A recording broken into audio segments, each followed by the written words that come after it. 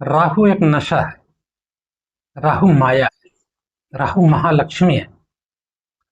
राहु कैसे आपके जीवन में आपको ऊंचाइयों तक ले जाता है, किस क्षेत्र में आगे ले जाता है, कैसे काम करता है, इस वीडियो में हम आपको ये बताते हैं। आज का शीर्षक है कि मुकेश अंबानी राहु की दशाओं में इतने बड़े अरबोपति खरबोपति कैसे बने। मित्रों, मैं आचार्य अमरनाथ पांडे अपने यूट्यूब चैनल आचार्य अमरनाथ पांडे में आपका स्वागत करता हूं। आप लोग कृपया वीडियो को पूरा देखिए, लाइक कीजिए, शेयर कीजिए और चैनल को सब्सक्राइब भी कीजिए। राहु क्या है? राहु एक इल्यूजन है। राहु एक भ्रम है। राहु एक छाया ग्रह है। राहु को जब आप देखते हैं तो ये नॉर्थ पोल और साउथ पोल पर जो कटान बिंदु आता है पृथ्वी और चंद्रमा का, वो एक बिंदु है, एक छाया है। अब मित्रों, छाया को पढ़ना कितना मुश्किल काम है। सूर्य है, चंद्रमा है, ये आपको नंगी आंखों से दिखाई देते हैं। अगर आप टेलीस्कोप से भी देखें तो आपको बुध भी दिखाई देगा, शुक्र, मंगल, शनि और बृहस्पति सब दिखाई देते हैं, क्योंकि वो पिंड है, वो एक भौतिक शरीर है। लेकिन राहु जो है एक छाया है। छाया बढ़ती रहती है, छाया घटती रहती है। आप टेढ़े होते हैं तो छाया तो टेढ़ी हो जाती है, सीधे रहते हैं तो छाया सीधी हो जाती है। तो ये छाया है क्या? इसको कैसे पढ़ा जाता है और ये कैसे मुकेश अंबानी की जिंदगी में इतनी बड़ी ऊंचाइयों तक पहुंचाया है? थोड़ा सा राहु के बारे में आप लोग जान लीजिए। राहु आज के समय में इंटरनेट है, मॉडर्न टेक्नोलॉजी है, कार्य करने की क्षमता है, वो एनर्जी को बढ़ाता है, एनर्जी को बूस्ट करता है।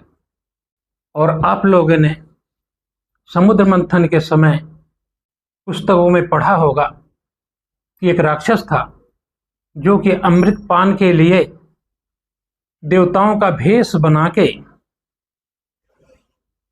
देवताओं की लाइन में बैठ गया और भगवान विष्णु ने उसे अमृत दे दिया।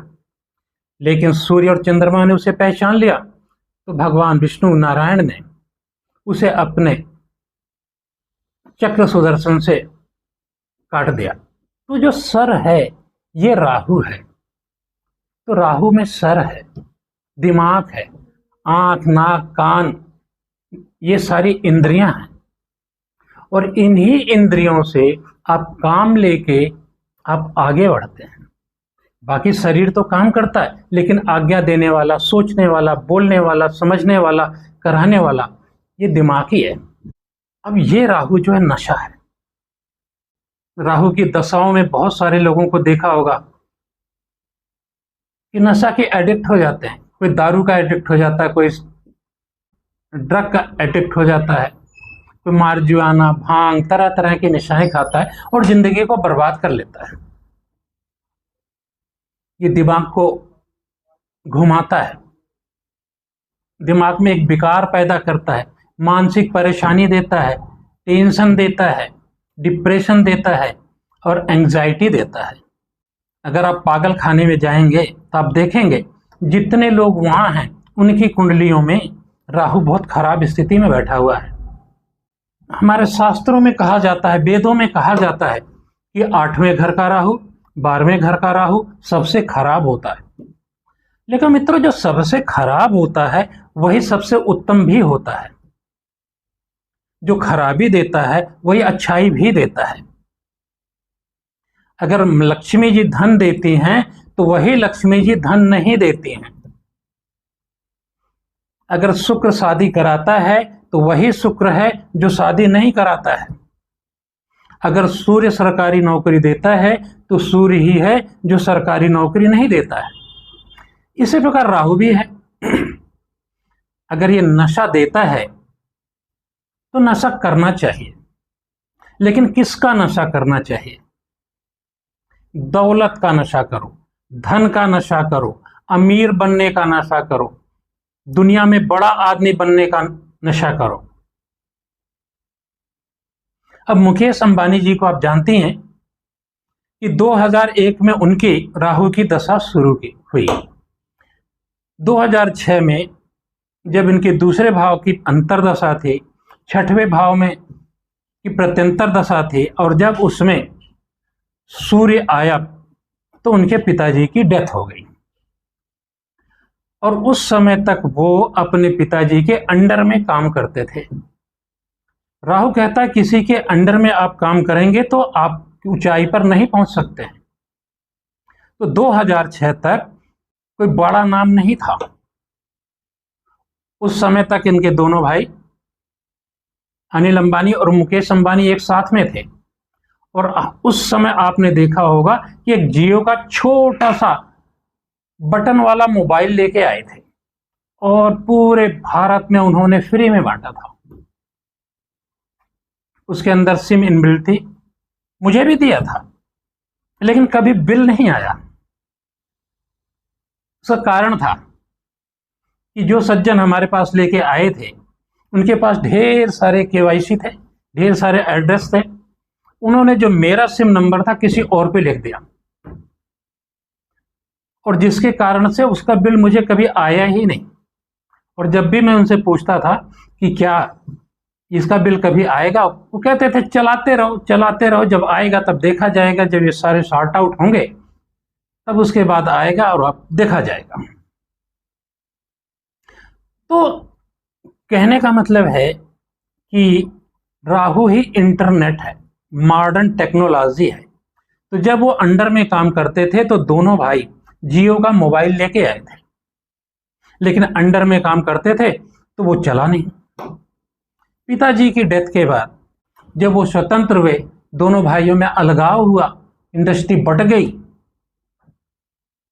तो अब देखिए कि ये जो जियो का नेटवर्क है कितना सस्ता आपको इंटरनेट दे रहा है और पूरे भारतवर्ष में छाया हुआ है।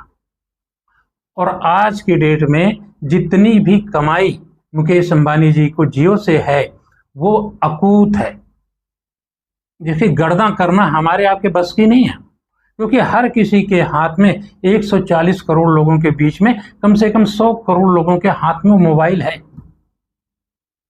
मोटा मोटी अगर 400 रुपए का भी आप रिचार्ज करते हैं तो आप सोचिए कि कितना पैसा जाता है।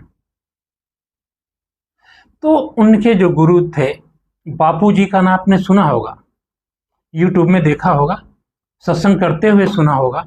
बापूजी उनके फैमिली ज्योतिषी और फैमिली गुरु हैं। उन्होंने उन्हें बताया कि ये राहु तुम्हारा 12वें भाव का है, सबसे खराब है, लेकिन इसे आप यूज करें, क्योंकि राहु जो है माया है। और भगवान नारायण विष्णु भगवान की माया कौन है? महालक्ष्मी, जो उनके पास ही रहती है। तो अगर आप इस राहु की माया को लक्ष्मी की तरह, महालक्ष्मी की तरह उपयोग करते हैं, तो उसे अपने जीवन में लाते हैं, तो आप भी बन सकते हैं। तो 2006 के बाद 2019 तक आप देखेंगे ये समय मुकेश अंबानी का पूरे भारतवर्ष में सबसे बड़े अमीर हुए। और यही दशा जो थी ये राहु की थी, जबकि राहु इनकी कुंडली में 12वें भाव में बैठा, जिसको हमारे शास्त्रों में, हर शास्त्र में लिखा गया है कि 12वें का राहु सबसे खराब होता है। लेकिन सबसे खराब राहु को अच्छा कैसे बनाया जाता है ये ज्योतिषी बताते हैं, उनके गुरु ने बताया। समय समय पे उसका उपाय करते रहे, पूजा पाठ करते रहे, जब भी राहु का समय खराब आया तब वो करते रहे। तो ये जो मायापति हैं नारायण, उनके साथ अगर ये माया है तो माया को पढ़ना किसी ज्योतिषी के बस का है नहीं। ऐसा भी नहीं है कि राहु को पढ़ना इतना मुश्किल भी है।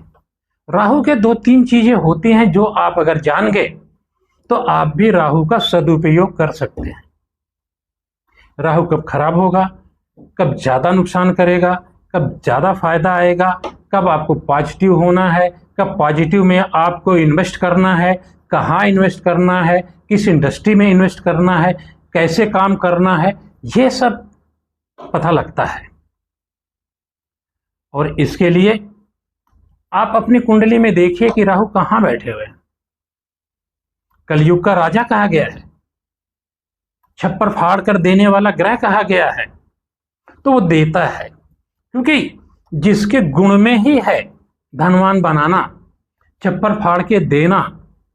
अगर उसका गुण ही है तो कमजोर है, बलवान है, पीड़ित है, दुखी है, लेकिन गुण तो है, वो देगा, वो देना तो चाहता है, लेकिन लेने वाले आप लोग हैं। इसको कैसे आप ले सकते हैं?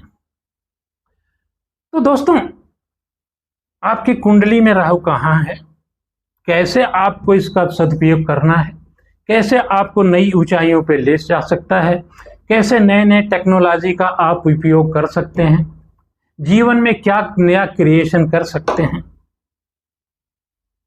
अगर आप किसी मानसिक विकार में उलझ गए हैं, टेंशन में है, डिप्रेशन में है, एंजाइटी में है, क्योंकि ये भी राहु ही देता है, तो अगर आप इन परिस्थितियों से गुजर रहे हैं तो आप हमारे कमेंट बॉक्स में अपना प्रश्न लिखिए, हम आपको उत्तर अवश्य देंगे।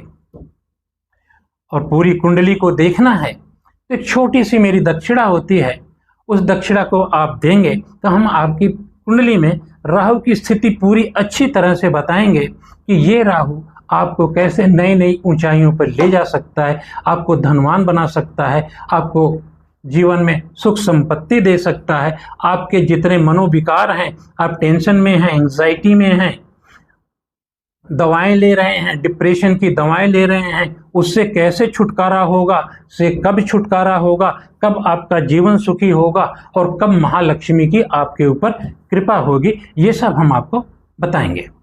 तो मित्रों, वीडियो को लाइक कीजिए, शेयर कीजिए, सब्सक्राइब भी कीजिए, और कुंडली दिखानी है तो कमेंट बॉक्स में अवश्य लिखिए। आप लोगों ने वीडियो पूरा देखा, बहुत बहुत धन्यवाद।